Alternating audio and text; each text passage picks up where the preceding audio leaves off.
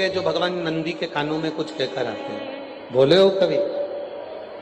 सीधे बोल देते हो क्या जाकर? नंदी के कानों में कहने का भी एक तरीका है। आप लोगों को मालूम होगा वो तरीका? नहीं मालूम? बेलपत्री की जो डंडी रहती है ना, बीच का जो भाग है, ध्यान दिए ना जरा सा, ये बीच की जो डंडी है, फिर से देखिए, बेलपत्री के 2 पत्ते और उसके पास में जो बीच की जो डंडी का भाग है, दिख रहा है आप लोगों को?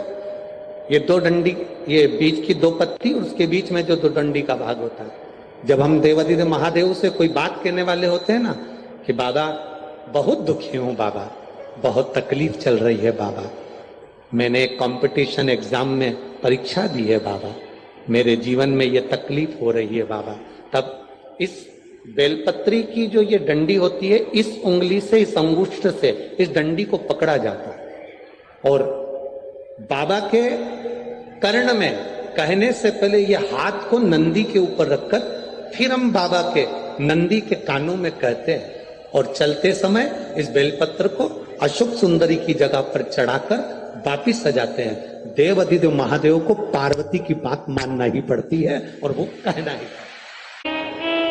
ये जितना फल एक बेलपत्र की पत्ती में, उतना की उतना फल हम आपसे फिर कहेंगे।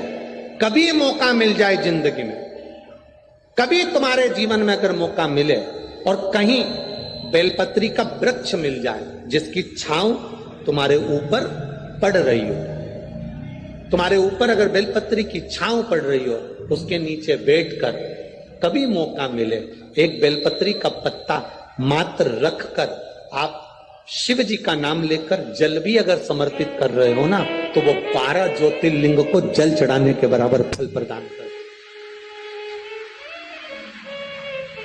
एक बेलपत्री का पत्ता, एक बेलपत्री का वृक्ष, एक बेलपत्री के वृक्ष की छांव हमारे जीवन को कृतार्थ कर देती है, धन्य कर देती है, कृतार्थ।